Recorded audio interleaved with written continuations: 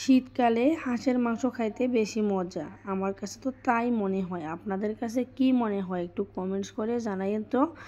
আমার কিন্তু শীতকালের সাথে কোনো স্বাদ নেই। আমার প্রায় সময়ে হাঁসের মাংস রান্না হয়। হাজব্যান্ডের অফিস কলিগদের আবদারে বেশিরভাগ সময়ে হাঁসের মাংস রান্না হয়। আজকে কিন্তু আমার নিজের জন্য নিজের বাসায় রান্না হচ্ছে, মেহমানের জন্য আর কি।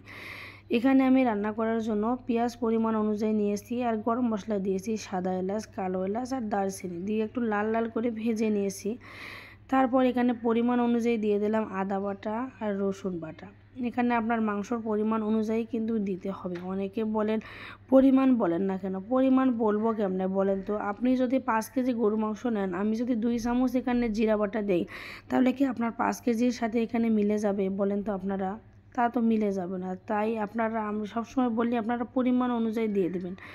এখন একটু পানি দিয়ে আদা রসুনের গন্ধ যাওয়ার পর পানি একটু দিয়ে এখন দিয়ে দিচ্ছি শুকনো মশলাগুলো। এখানে দিয়ে দিলাম লবণ, তারপরে দিয়ে দিলাম হলুদের গুঁড়া, মরিচের গুঁড়া, সব আপনারা আপনাদের মাংসর পরিমাণ অনুযায়ী দিয়ে দিবেন। কারণ এখানে আমার যতটুকু পরিমাণে মাংস রয়েছে আমি তো নিজে দেখতে পাচ্ছি, সেই পরিমাণ অনুযায়ী আমি দিয়ে দিচ্ছি। এটা হলো একটা রাঁধুনির একটা আইডিয়া অনুযায়ী দিতে হয়। এখন মাংসটা ভালো করে কষে নিচ্ছি। মাংস যত ভালো করে কষাতে পারবো ততই কিন্তু মাংস খেতে বেশি মজা হবে। এটাই হলো কথা। রান্নার মূল কারণ হলো আপনাকে মশলা ভালো করে কষিয়ে নিতে হবে, মাংস কষিয়ে নিতে হবে ভালো করে, তাহলে আপনার রান্না খেতে মজা হবে। এখানে হাঁসটা কিন্তু অনেক বড় ছিল। হাঁসটার দেখে মনে হচ্ছে গরুর মাংস এমন মনে হচ্ছে, কিন্তু হাঁসটার মধ্যে কোনো ময়লাগুলো ছিল না। তারপর আবার মাংসগুলো এত লাল টকটকে ছিল, অনেক ভালো লাগলো দেখে আমার। দেখি রান্না করে খাইতে আবার কেমন লাগবে। আপনারা একটু অপেক্ষা করেন, তাহলে দেখতে পারবেন কেমন লাগবে। এখন মাংসটা ভালো করে কষিয়ে নিচ্ছি। বললাম তো, যত কষাবেন তত মাংস মজা। কষাতে পারবেন না, গন্ধ নিয়ে খাবেন।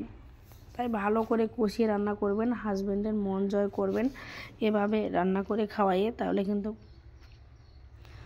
এখন ভালো করে মাংসগুলো কষিয়ে নিচ্ছি। আমার কিন্তু মাংস নাকি ওই ভাই, আমার একটা হাজব্যান্ড অফিস কলিগ নিয়ে এসে দিয়েছিল বাজার থেকে। উনি বলল মাংস নাকি 2 কেজি হয়েছিল, কিন্তু এটা আমার মনে হয় দেশি হাঁস না, কারণ দেশি হাঁসের মাংস এরকম হয় না সচরাচর। কিন্তু ওই ভাই আনি বলতেছে দেশি হাঁস, তবে দেশি হাঁসের মাংস আমার কাছে মনে হয়নি। এখন মাংসটা কষানো হয়েছে, এখন পানি দিয়ে দিলাম, প্লাস রসুন দিয়ে দিলাম কয়েকটা, এখন দিয়ে দিলাম জিরার গুঁড়া, আর আমার সিক্রেট একটা গরম মশলার গুঁড়া আছে। যদি আপনারা কেউ রেসিপিটি নিতে চান তাহলে অবশ্যই দিয়ে দেবো। ওই মশলাটা দিলে আপনার যে মাংসর মধ্যে একটা স্মেল গন্ধ থাকে, এই গন্ধটা চলে যাবে, মাংস খেতে অনেক ভালো লাগবে, আপনার রান্নার কোয়ালিটিটাই চেঞ্জ হয়ে যাবে। আপনারা বিশ্বাস না করলে একবার ওই মশলাটা বানিয়ে রান্না করে দেখতে পারেন, তাহলে বুঝতে পারবেন। এখন রান্না শেষ, ফাইনাল লুক। এখন একটু খেয়ে নিচ্ছি। এত মজা হয়েছিল। নিজের রান্না নিজে কখনো প্রশংসা করা যায় না, তবে নিজের রান্না নিজে প্রশংসা করলাম। যাকে খাওয়াইছিলাম সেও অনেক প্রশংসা করে গিয়েছে, কিন্তু ভিডিওতে দেখাতে পাইনি। ভালো লাগে লাইক কমেন্ট শেয়ার করুন। আল্লাহ হাফেজ।